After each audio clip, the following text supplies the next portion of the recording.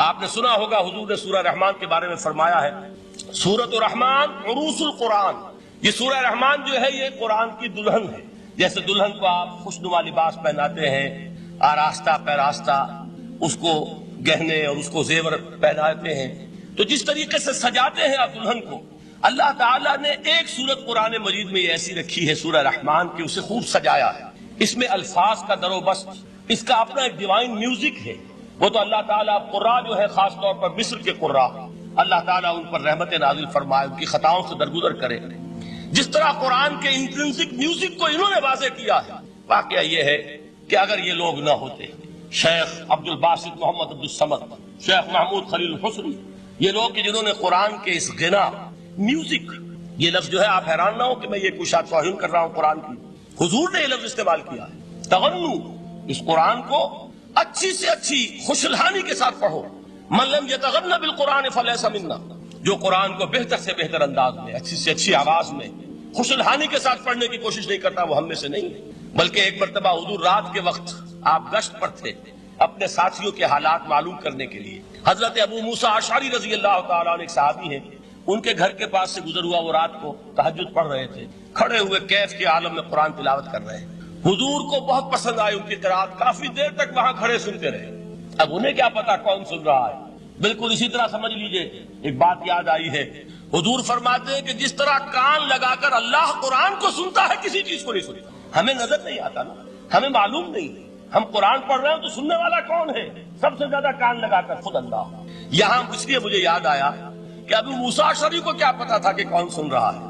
وہ اپنی کیفیت میں نماز میں تہجد میں قرآن کی تلاوت کر رہے تھے، اور ظاہر بات ہے ان کے گھر ایکڑوں میں بنے ہوئے نہیں تھے، ایک ایک کمرہ، ایک ایک کوئی حجرہ، ایسے تو گھر تھے نا صحابہ کے، لہذا حضور پاس سے گزرے، آواز آئی، کافی دیر سنتے رہے۔ اس کے بعد آپ تشریف لے گئے، صبح فجر میں ملاقات ہوئی تو حضور نے تحسین کے انداز میں فرمایا، یا ابا موسیٰ انک قد اوتیت مزمارا من مزامیر آل داؤد، اے ابو موسیٰ تمہیں تو آل داؤد کے سازوں میں سے ایک ساز اللہ نے عطا فرما دیا۔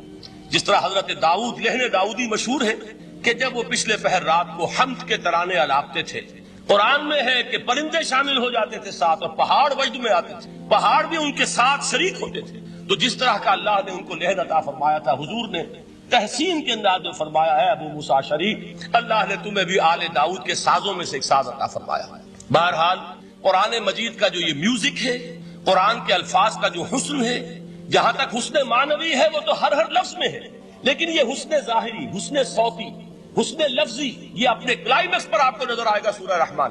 لیکن قرآن میں یہ سورت اس اعتبار سے بھی ممتاز ہے، اس کی 4 آیات پر ذرا توجہ کریں گے، عجیب حقائق سامنے آئیں گے۔ جہاں یہ قرآن مجید کے حسن صوت اور حسن لفظی کی معراج ہے، وہیں اس کی پہلی 4 آیات میں 4 چوٹی کی چیزوں کا ذکر ہے، سب سے اونچی چیز ہے۔ پہلی آیت کیا ہے؟ الرحمن، ایک آیت ہو گئی۔ رحمان کیا ہے؟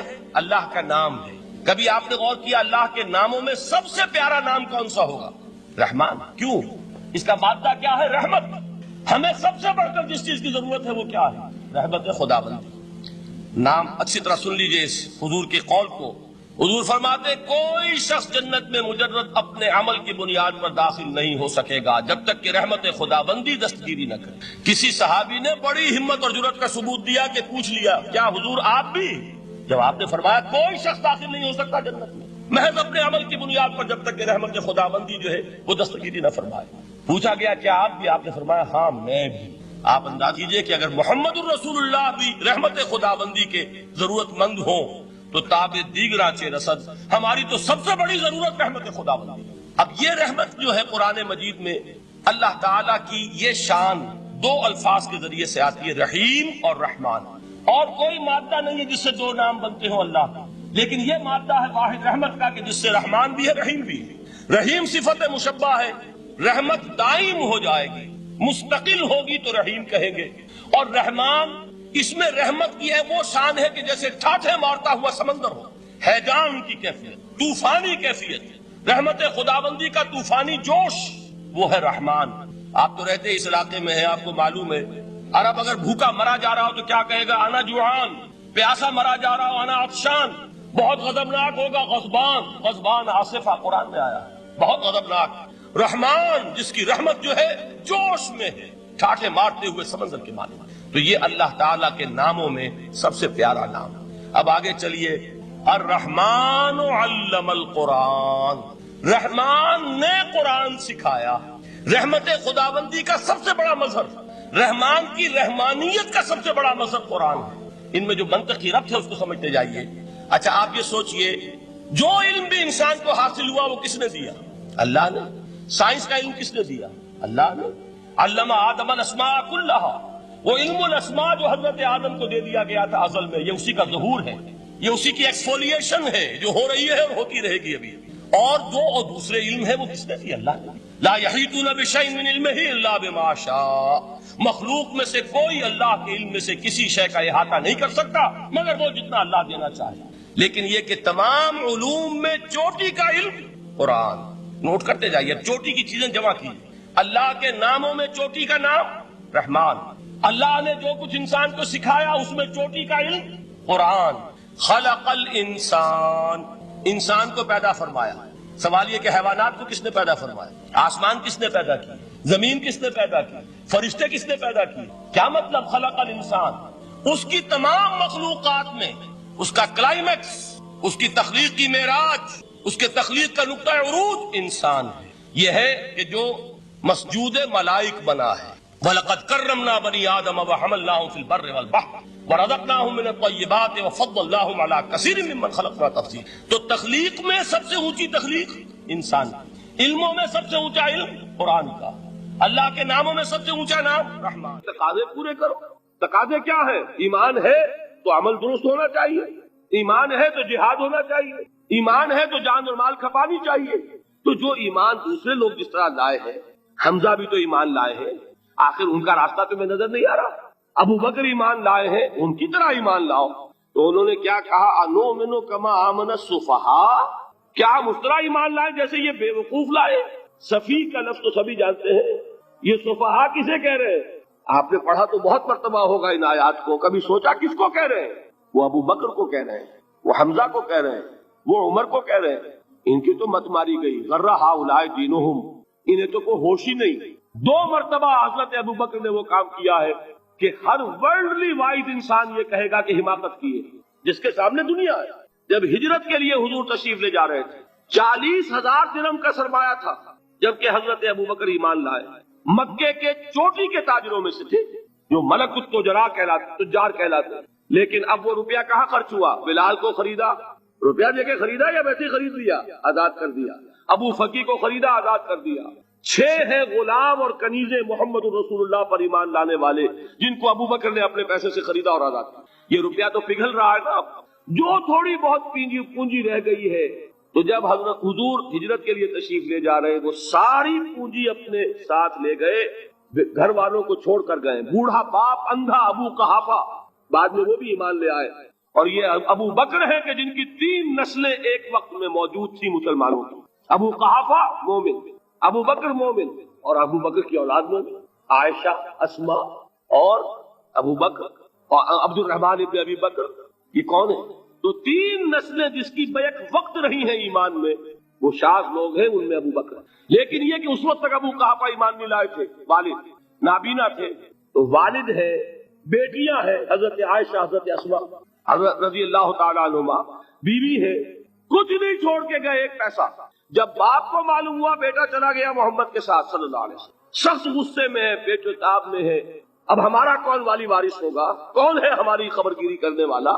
بیٹیوں سے پوتیوں سے اپنے پوچھتے کچھ چھوڑ کے بھی گیا کہ نہیں؟ ان کا ہاں ابا جان.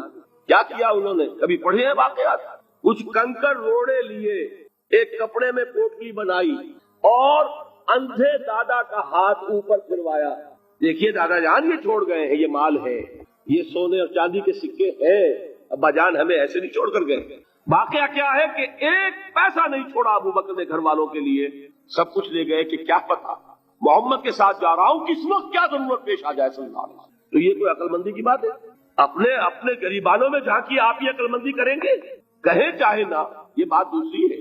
لیکن یہ کہ اس کو کون ہم میں سے عقل مندی کہے گا؟ اسی طریقے سے جب غزوہ تبوک کا وقت آیا، وہ واقعہ تو بہت مشہور ہے. حضرت عمر فرماتے ہیں کہ اس زمانے میں میرے پاس اتفاقاً پیسہ بہت تھا، میں نے یہ سوچا دل میں کہ اس مرحلے پر تو میں ابو بکر سے بازی لے جاؤں گا. مسابقت ان میں بھی تھی لیکن نیکی کی مسابقت, خیر کی مسابقت, انفاق فی سبیل اللہ کی مسابقت. تو میں نے سوچا کہ میں بازی لے جاؤں گا. میں نے کیا کیا, کل دولت جو تھی اس کے 2 حصے کیے, ایک حصہ گھر رکھا اور ایک لا کے حضور کی خدمت میں پیش کر دیا. حضور نے پوچھا کہ عمر گھر والوں کے لیے کچھ چھوڑا, کہ جی ہاں نصف کیا میں نے, نصف اللہ کی راہ میں حاضر ہے, نصف چھوڑا ہے. ٹھیک ہے. اب وہ آئے ابو بکر, پوچھا حضور نے ابو بکر گھر والوں کے لیے کچھ چھوڑا, کہ نہیں, صدیق کے لیے ہے خدا کا رسول بس, گھر میں اللہ اور اس کے رسول کے نام کے سوا کچھ نہیں. یہی ہے نا, پروانے کو چراغ ہے, بلبل کو پھول بس, اور صدیق کے لیے ہے خدا کا رسول بس, مجھے گھر والوں کے لیے کچھ نہیں چاہیے. یہ کام جو ہے, تو یہ جن کا ہم اس وقت ذکر پڑھ رہے ہیں منافقین, ان کے نزدیک حماقت تھی یا عقل مندی تھی, یہ سمجھداری تھی یا بے وقوفی تھی؟ وہ ہے جو بات کہہ رہے ہیں کہ جب ان سے کہا جاتا ہے ایمان لاؤ بھلے لوگوں کی طرح جیسے دوسرے لوگ ایمان لائے ہیں, تو کیا کہتے ہیں, انؤمن کما آمن السفہاء الا انہم هم السفہاء ولکن لا یعلمون. آگاہ ہو جاؤ, اصل احمق یہ ہے, اصل بے وقوف یہ ہے, انہیں نہیں پتا کہ حقیقت کیا ہے, نفع کیا ہے, نقصان کیا ہے. وہ جو بات میں نے سورۃ العصر میں بیان کی تھی, والعصر ان الانسان لفی خسر الا الذین آمنوا وعملوا الصالحات وتواصوا بالحق وتواصوا بالصبر. جس کے ذہن اور قلب پر یہ صورت کندہ ہو جائے گی, اس کے نزدیک عقل مندی یہ ہے کہ سب کچھ اللہ کی راہ میں لگا دو. جس کے دل میں یہ بات بیٹھی نہیں, اس کے لیے عقل مندی یہ ہے کہ بچا بچا کر رکھو, چھپا چھپا کر رکھو, سنبھال سنبھال کر رکھو. عقل مندی کا اس میں تقاضا کچھ اور, اس میں تقاضا کچھ اور. لیکن یہاں بھی فرمایا ولکن لا یعلمون, انہیں ابھی علم نہیں ہے اس کا. اس سے پہلی آیت میں بھی فرمایا ولکن لا یشعرون, انہیں شعور نہیں ہے. دیکھیے میں آپ کو بتا رہا تھا, یہ وہ غیر شعوری نفاق ہے, یہ بڑھتا چلا جا رہا ہے. پہلے جھوٹا بہانہ تھا, پھر جھوٹی قسمیں ہوئی, پھر دشمنی ہو گئی صادق الایمان, جو جان اور مال لگا رہے ہیں, نچھاور کر رہے ہیں, پروانہ وار اللہ پر, اللہ کے دین کے اوپر نثار کر رہے ہیں اپنے آپ کو, ان سے عداوت, ان سے دشمنی, ان کا بغض, یہ 3rd سٹیج تک پہنچ گئے. اب بھی وہ اپنے آپ کو منافق نہیں سمجھتے, وہ سمجھتے عقل مند تو ہمیں, یہ تو بے وقوف ہے. ہم ہیں اصل میں بھائی, سمجھ کے چلنا چاہیے, تیل دیکھنی چاہیے, تیل کی دھار دیکھنی چاہیے, دائیں بائیں دیکھنا چاہیے, حفاظت کا بھی خیال ہونا چاہیے. یہ ساری چیزیں تو عقل مندی ہے نا دنیا کے اعتبار سے. تو وہ تو انہیں بے وقوف سمجھ رہے ہیں, اپنے آپ کو منافق کہاں سمجھیں گے. چاہیے ٹھیک ہے بھائی, دین بھی چاہیے لیکن دنیا کی فکر بھی چاہیے کہ نہیں. یہ آپ کہتے ہیں کہ نہیں کہتے؟ یہ تو بات آپ نے بہت دفعہ سنی بھائی, ٹھیک ہے دین بھی ہونا چاہیے لیکن دنیا بھی تو ہونی چاہیے کہ نہیں. یہ ہے سمجھ دنیا کی, یہ ہمارے معیارات ہیں. یہی وجہ ہے کہ دین ذلیل سے ذلیل تر ہو رہا ہے. دین وہ جو میں نے حال ہی کے اشعار سنائے تھے کہ پستی کا کوئی حد سے گزر نہ دیکھے, اسلام کا گر کر نہ ابھر نہ دیکھے, مانے نہ کبھی کہ مد ہے ہر جزر کے بعد دریا کا ہمارے جو اتر نہ دے. یہ دریا چڑھا کب تھا, جب صحابہ کرام نے وہ فینیٹسزم جس کو آج ہم کہیں گے, اس کا جب مظاہرہ کیا, اس کا ثبوت دیا, دامے درمے سخنے, جان مال تن دھن سب لگا دیا, تو اللہ کے دین میں بہار آ گئی, رونق آ گئی, دین کا غلبہ ہو گیا. اور جب ہم اپنے سمجھ کر رکھیں گے تو ظاہر بات ہے کہ اس کا تو پھر جو حشر ہوگا وہ وہی. دین میں کمزوری, ہماری دنیا جو ہے پھل رہی ہے, پھول رہی ہے, دین جو ہے وہ کمزور ہوتا چلا. یہ ہے 3rd سٹیج اس نفاق کی, کہ جس کے بعد اب کوئی امکان واپسی کا نہیں ہے. یہ غیر شعوری نفاق, جان لیجئے کہ یہ نہیں ہے کہ ماضی ہی ماضی میں تھا, اب اس کا کوئی امکان نہیں. یہ نہ سمجھیے اب بھی یہ نفاق جو ہے, یہ میں بتا دوں آپ کو, ایک عام آدمی ہے, دین کا تقاضا ہی سامنے نہیں ہے, اسے پتہ ہی اتنا ہے کہ اللہ کے دین کا تقاضا نماز روزہ, وہ نماز روزہ کر رہا ہے, اس پر نفاق کا حملہ نہیں ہوگا. اس کو آپ کہہ دیں کہ اس کی سمجھ کم ہے, اس کا شعور کم ہے, اسے پتہ نہیں ہے, دین کے تقاضوں سے واقف نہیں ہے, وہ بچا ہوا ہے, وہ محفوظ ہے. وہ جو میں نے آپ سے کہا تھا پرسوں, اور ایک صاحب نے جواب دیا مجھے بعد میں کہ آج آپ نے جو بات کہی ہے تو کل لوگ کم آئیں گے. آپ نے ڈرا دیا کہ یہ جو تقاضے دین کے سامنے آ رہے ہیں تو اس سے ذمہ داری بڑھ رہی ہے. اب جس نے سمجھ لیا ہے پھر پیچھے رہے, وہ نفاق کے خطرے میں ہے. جسے سمجھ ہی نہیں ہے وہ پھر بھی کوئی نہ کوئی عذر پیش کر سکے گا کہ اللہ ان مولویوں سے پوچھ جنہوں نے ہمیں بتایا نہیں, انہوں نے تو دین کے تقاضے ہمیں یہ بتائے نہیں, انہوں نے تو ہمیں نور اور بشر میں چکر دے کے لڑائے رکھا, ان سے پوچھ. اصل سے مجرم جو ہے وہ یہ ہے, وہ واقعہ یہ ہے کہ کسی درجے میں بچیں گے کہ دین چاہتا کیا ہے, دین کے تقاضے کیا ہے, توحید کی حقیقت کیا ہے, شرک کی حقیقت کیا ہے.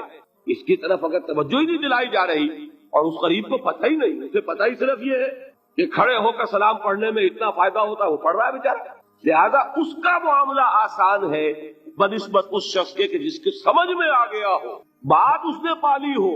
دین یہ چاہتا ہے، دین اپنا غلبہ چاہتا ہے۔ علامہ اقبال نے غالب پر ایک جو نظم لکھی ہے باغ درا میں ہے، اس کا ایک شعر بڑا پیارا ہے، گیسوئے اردو ابھی منت پذیر شانہ ہے، شمع یہ سودائی یہ دل سوزی یہ پروانہ ہے۔ یہ دین جو ہے یہ تو چاہتا ہے کہ اہل ایمان پروانہ وار اس شمع پر نثار ہو، جانے لگا دے، گردنیں کٹوا دے۔